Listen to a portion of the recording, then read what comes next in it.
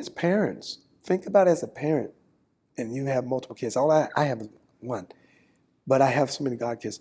We, even as parents, don't even realize sometimes the things that we say or do in raising our kids, how that's going to impact them sometimes. Because we're just going that along. We're just doing what we know and what we've been taught or what we only know the best we know how to do it. We don't know what we're saying or what might be a nickname or something you might call them, get you a little behind in here before I beat you back. You don't know. Some kids they can roll off like water, and some kids it will do damage to them. That's and as true. they grow up, you don't even realize what kind of damage it's done to them. Right. You're moving on with life and doing whatever because it just doesn't register to you. And we're that. So you have to learn and understand that it's the same thing when it comes down to life when we're dealing with each other, man. It's like sometimes we're not even aware. So I'm living my best life, not realizing the stuff that I said and did still has an impact on you. But the trick of that is to understand that at some point, if someone wants to sit down and talk to you, for you to own it, to acknowledge it. And if you didn't mean to hurt someone, if you didn't mean to disrupt someone or cause them that kind of anger or pain, then the only thing you can say is, hey, I apologize if that had that kind of impact on you. Because there's no blueprint to learning how to be a parent. And there's no blueprint to sometimes even going through and navigating through life where we say things, do things to hurt each other. We just do. But it is not okay, and it's nothing we can use to justify those actions when you've been told and you have knowledge of it, to not take accountability, to go, hey, listen, I was a little crazy back then, probably a little wild, sharp-tongued, I just didn't care and was in a different space, but that's not who I am today, and I apologize. Yeah. That's the best we can do. Yeah. Yeah. Yeah. What's the hardest lesson that you had to learn about relationships after your success that money and fame couldn't fix? That I come from the old school as a man takes care of the household. Come from the old school that it is our job. I come from that old school where you believe that my word should be the final word, because I have to protect the family. I have to do all those things. And I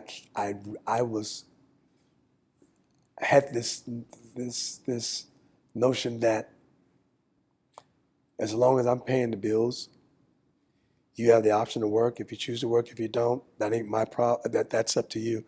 But as long as I'm paying the bills, it's my way or the highway. And I didn't realize that I don't care how successful you are. I don't care how much you take care of the household. I don't care how great of a man you could pretend to be or might be to a woman. You still have to understand one thing about a woman in a relationship is they need to have and feel a sense of value. They have to have a voice. And they have to feel appreciated. Absolutely. And if you take that away from them, it might start out looking good. They're great because you're taking care of the house and they're living the best life. But at some point, when they lose their identity and realize that nothing they say has any bearings because you make all the decisions and they don't really have no say-so and no voice in the relationship, I don't care how much money you got, how successful you are, how well you think you're treating them. My friend, that leads to a dead end. I would love nothing more than to have a woman that has her own identity, has her own life, but also have the options that if you want to work, fine. If you don't, you got it. But I need you to do something so that you can always have a sense of value.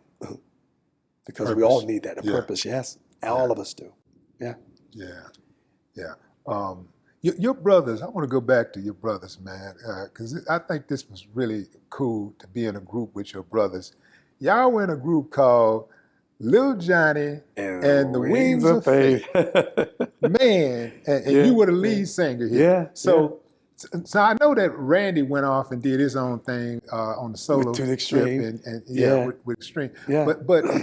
But you know, what happened with Jeff and Bobby? What did they end up doing? My brother Bobby he used to play drums. My brother Jeff used to sing, but he didn't like singing to begin with anyway. And so, of course, the only one that followed suit behind me was my brother Randy. My brother Bobby wasn't that particular. Music wasn't like that for him as well. He wasn't that interested. And of course, my brother Randy followed suit. He always looked up to me, even though I'm the youngest. He always looked up to me. And all of them still here with us? Yes. So what's Jeff and Bobby doing right now? My brother Bobby, he works for the government. My brother Jeff, he's just the oldest brother that gets to live his best life because I still take care of him. Okay. No, but he works. He has a job. He does does hair and works as a salon with one of his good friends that he enjoys doing that.